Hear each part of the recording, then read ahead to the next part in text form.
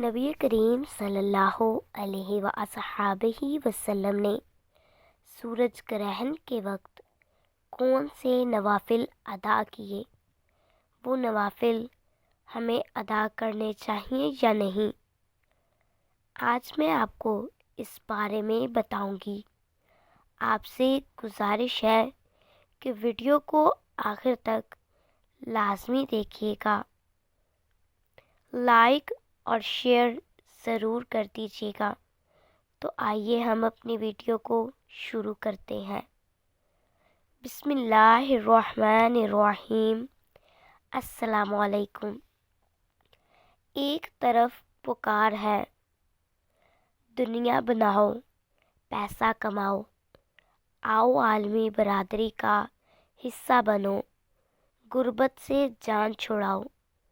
دوسری طرف اعلان ہے، دوڑو اللہ کی طرف، اسی طرف نجات ہے اور کامیابی ہے۔ یاد رہے، دوسری پکار پر کان دھرنے والے اور دوسرے راستے کو چننے والے سرخرو ہوتے ہیں۔ نبی صلی اللہ علیہ وآلہ وسلم نے سورج گرہن کی نماز پڑھی۔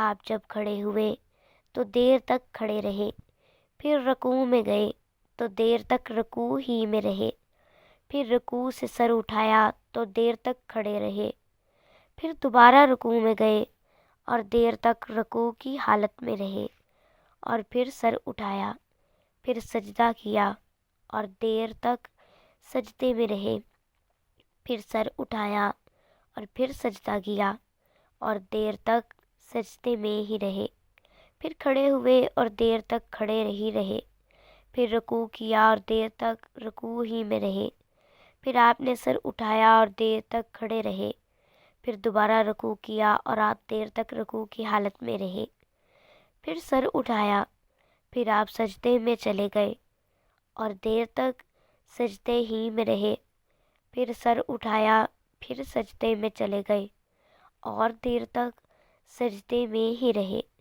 جب نماز سے فارغ ہوئے تو فرمایا کہ جنت مجھ سے اتنی نزدیک ہو گئی تھی کہ اگر میں چاہتا تو اس کے خشوع میں سے کوئی خوشہ تم کو توڑ کر لا دیتا، اور مجھ سے دوزخ بھی اتنی قریب ہو گئی تھی کہ میں بول پڑا کہ میرے مالک، میں تو اس میں سے نہیں ہوں۔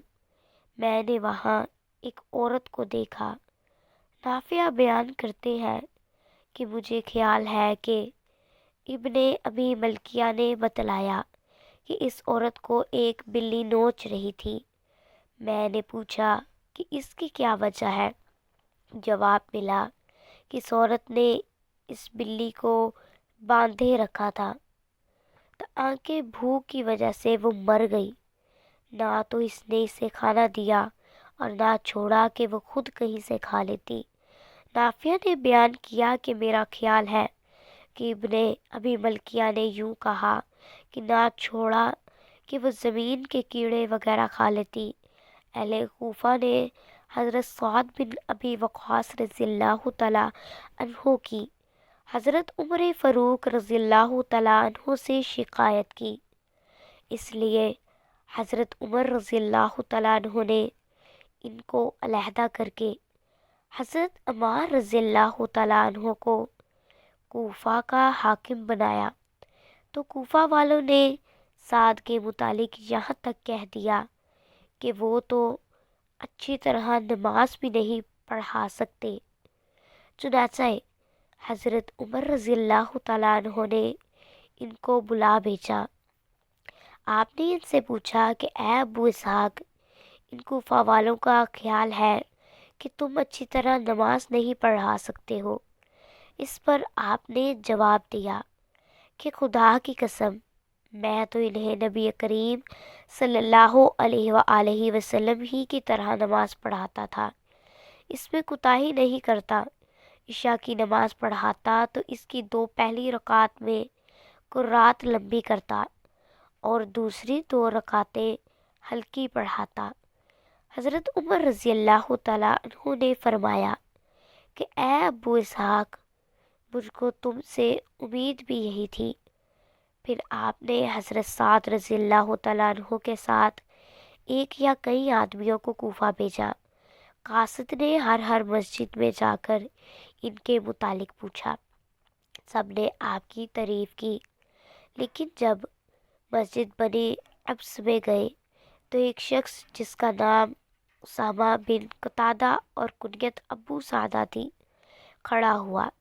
اس نے کہا کہ جب آپ نے خدا کا واسطہ دے کر پوچھا ہے تو سنیے کہ سعد نہ فوج کے ساتھ خود جہاد کرتے تھے، نہ مال غنیمت کی تقسیم صحیح کرتے تھے، اور نہ فیصلے میں عدل و انصاف کرتے تھے۔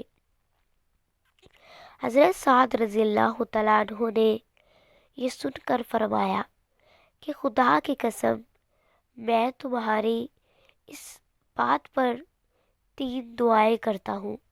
اے اللہ، اگر تیرا یہ بندہ جھوٹا ہے اور صرف ریا و نمود کے لیے کھڑا ہوا ہے تو اس کی عمر دراز کر اور اسے خوب محتاج بنا اور اسے فتنوں میں مبتلا کر۔